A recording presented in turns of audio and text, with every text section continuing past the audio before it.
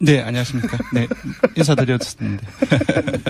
자, 그러면 대통령 지지율부터 대통령 지지율, 그리고 정당 지지율 짚어보겠습니다. 저희가 유일하게 주 중에 짚어보는.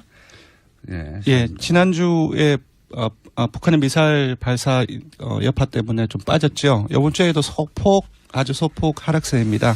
8%포인트 소폭 하락했고요. 71.7%의 긍정평가가 나왔습니다. 부정평가는 21.5%였고요. 아시다시피 지난주 주말에 유엔 안보리 대북 제재 관련 보도가 상당히 많이 나왔습니다. 그리고 한중 외교장관 회의가 좀 무례한 측면들 때문에 논란이 많이 되었었고요. 그리고 뭐 이렇게 북한 미사일 발사하면 보통 진보 정권의 지지율이 좀 떨어지는 편입니다, 항상. 예. 그리고 월화 한 이틀 동안은 그 자유한국당을 비롯해서 바른정당, 야3당이 그 현 정부의 대북 정책에 대해서 좀 일관되게 이제 공세를 좀 취하고 있는 상황이고요. 많이는 빠지지 않았지만 소폭 하락한 이유가 바로 이제 북한 미사일 발사로 이후에 계속 이어지는 이러한 여진들 때문이 아닌가 싶고요. 반면에 수요일 날에는 일간 집계에서는 73.7%로 반등을 했습니다. 어제도 반등을 했어요. 예, 지난주 주간 집계가 72.5%였는데 지난주 주간 집계보다 높았던 거죠. 이건 아무래도 현 정부가 대통령이 공식적으로 사과한 거는 제가 잘 기억이 나지 않는데요. 아시다시피 가습기 살균제 피해자들을 청와대에서 모셔서 공식적인 사과를 했습니다. 이 부분들이 보도나 이제 SNS 통해서 많이 여론을 주목을 받았고요. 이 요인이 아닌가 싶습니다. 어쨌든 어제는 반등을 했다. 네. 네. 지난주 이어서 어쨌든 월화수 사이에 평균으로는 71.7%인데 네. 어제는 73.7%로 반등을 했다. 네, 거의 유사합니다. 1-2%. 예, 지금 여전히 뭐 대우경보이라든지 60대 이상이라든지 보수층을 포함해서 모든 지역, 연령, 이념 성향에서 긍정표가 아주 높거나 우세한 걸로 나타났습니다. 야당이 상대하기 참 힘들 거라고 제가 정권 초에 얘기했는데 이렇게 되면 참 상대하기 힘들어요. 이렇게 막 흔들어주면 좀 빠져주기도 하고 네. 공방이 오가야 야당에서는 이건 먹히는구나. 네. 이렇게 하면 되는구나 싶은데 다음 주 목요일이 문재인 대통령 취임 100일째입니다. 그러니까 딱 일주일 전이죠. 그래서 100일을 전후해서 야당들 같은 경우 지지율이 많이 빠질 것이라는 언급들이 많이 나오고 있는데 지금 추세를 봤을 때는 바꿨어요 최근에. 바꿨습니까? 연말로. 연말로 바꿨습니까? 네. 예, 그렇게 떨어지지는 않을 것으로 보입니다. 네. 그러니까 100일 되면 다 빠질 것이라고 정권 초에는 했었고 지난주인가요? 올해 초인가요? 연말에 빠질 거라고 바뀌었어요. 예. 지금 뭐 나중에 한번 얘기될 수 있었겠지만 개혁이 여러 축적되면서 이해관계자들이 갈리고 그러면서 빠지는 측면이 있지만 또 개혁으로 다시 지지율을 반등시키는 모습들이 요즘엔 조금씩 나오고 있습니다. 그래서 많이는 빠지지 않을 것 같습니다. 사실 이 100일 가까이 됐을 때 70% 지지율이라는 건 있을 수 없는 지지율인데 여기서 앞에 6점 바뀌어도 정권이 망하는 듯이 보일 것 같아요. 60%도 박근혜 정권 때는 도달한 적이 없는 수치인데. 있긴 있는데 그런 기간들이 상당히 짧았죠. 초반에 이게 있었어요. 네. 생각해보니까. 자, 하여튼 그렇습니다. 당내 대통령 지지율은 그렇고요. 정당 지지율은 어떻습니까? 정당 지지율은 아무래도 문재인 대통령하고 여당 지지율은 좀 같이 연동되는 측면들이 상당히 많습니다. 따라서 민주당 같은 경우는 지난주 주간 집계 대비 1.5%포인트 내려서 41.9%가 나왔습니다. 주로 경기 인천 PK, TK 이 정도로 해서 보수층에서 많이 빠졌는데요. 아무래도 문재인 대통령이 소폭 하락한 것과 동일한 이유에서 빠진 것으로 보입니다. 여기도 한 1%네 빠진 거네요. 네. 50.1 뭐 이러다가 49.1 뭐 이런 식으로. 네. 그다음에 국민의당을 한번 본다면 국민의당은 3위로 올라갔다면서요. 예, 지난주에 한 지지난주에 5%대 초반에서 지난주에 6.9%까지 올랐거든요. 지난 주말에 안철수 전 대표 당대표 출마 예, 지난주 수요일 날에 출마 선언을 공식적으로 선언을 했고 5월 화수 3일 동안 지난주는 계속적으로 올랐습니다. 올랐는 원인이 뭐냐면은 19대 대선에서 안 후보에게 투표를 한 사람들 중에서 그 이전은 한 24% 정도가 국민의당을 지지했었는데 5월 화수 3일 지난 동안에 무려 한 39%, 40%까지 결집을 했습니다. 근데 그러니까 안철수는 지지했지만 국민의당을 따로 지지하지는 않았던. 그런데 이제 한 3일 동안에 당대표 출마 선언한 과정에서 올랐는데 아시다시피 주말을 경과하면서 또 어제까지도 계속 당대표 출마 논란이 당내에서 계속 되지 않았습니까? 그 이후에 다시 이 19대 대선은 안 후보 투표 후보자층이 조금씩 다시 또 빠지고 있습니다.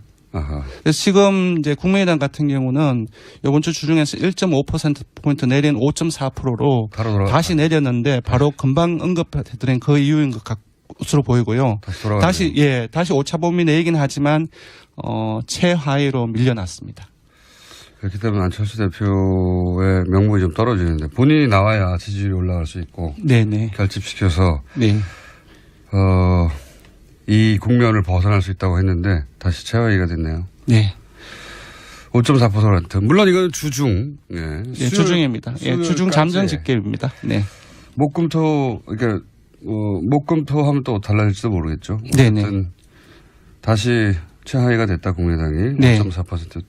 안철수 대표가 당대표 출마 선언하기 전의 수치로 다시 돌아왔네요. 거의. 예, 그렇습니다.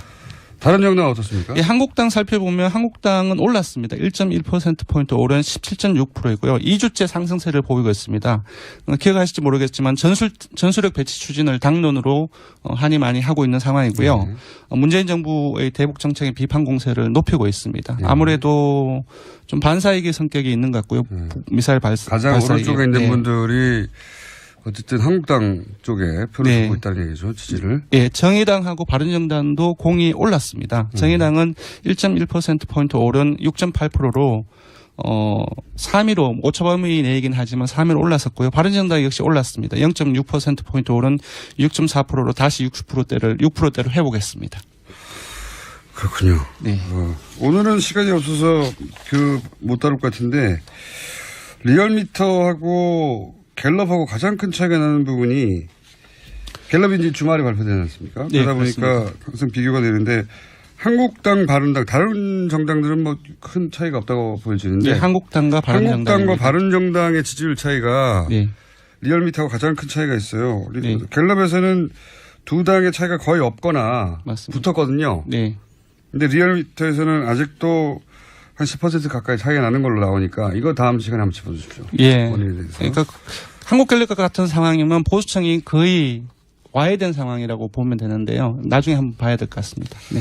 자, 마지막으로 저희만 하는 이번 주 현안 주사. 이번 주 뭘 했습니까? 이번 주 지난주에 8.2 부동산 대책이 발표되었고 그 이후에 종부세라든지 재산세라든지 이 부동산 보유세 관련해서 논란이 좀 있었습니다. 예. 보유세. 부동산을 갖고 있는 것만으로 세금을 때리는 과거의 종부세. 예. 예. 거기 뭐 똑같지는 않지만 어쨌든. 예, 맞습니다. 그렇게 생각하시면 되는데. 예, 이 조사를 한번 해봤습니다. 보유세를 지금은 그 카드를 마지막 카드로 두고 있는 것처럼 보여지는데 현 정부가. 네. 만지작거리지는 하지만 아직까지는 이거까지 썼는데 통하지 않으면 큰일 나니까요. 네네. 근데 보유세를 만약에 높인다.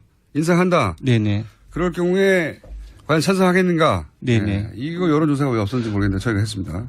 응답자들한테 세 가지 선택지를 드렸습니다. 하나는 8.2 대책의 효과와 상관없이 바로 올려야 된다. 효과와 상관없이? 예. 두 번째는 효과가 없을 때 그때 올리자. 예. 세 번째로는 효과와 상관없이 인상해서는 안 된다. 이 세 개를 드렸는데. 절대 반대. 예. 첫 번째가 가장 많이 나왔습니다. 즉각 인상안이 41.8% 응답이 나왔습니다. 그 다음도 반대보다는 효과 없을 때 그때 올리자. 조건부 인상이죠. 25.8%로 나왔고요. 70%가 가까이 되네요. 예. 효과와 상관없이 안 된다 인상은.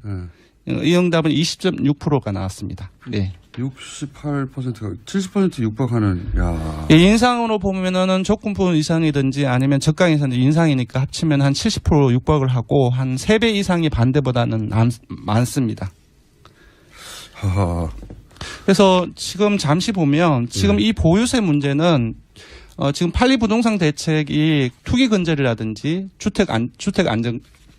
주택값 안정화라든지 이 부분에 목적을 하고 있는데 지금 유권자들 같은 경우는 단순히 부동산 보유세 문제를 이 목적에 할하지 않고 있는 것 같습니다. 그러니까 돈을 많이 버는 사람들은 많이 내고 그리고 돈을 적게 버는 가난한 사람들은 좀 적게 내는 어떤 조세의 형평성 차원이랄까요. 이런 부분으로 접근을 하고 있기 때문에 이 부동산 보유세 문제의 적극 찬성 인상해야 된다는 의견이 높게 나온 것 같습니다. 조세 정의 차원에서 보는 거군요. 네네. 예, 참여정부 때 10년 전에는 종부세에 해당되는 사람들이 5%도 안 됐는데. 맞습니다. 예.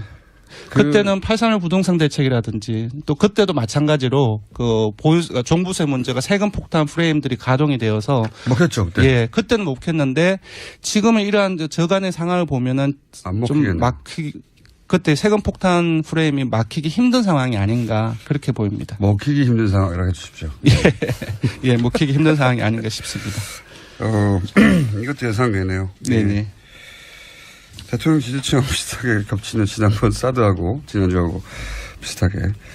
어쨌든 70% 가까이 보유세를 찬성하고 있다는 것은 예상과 다른 결과였습니다. 네네.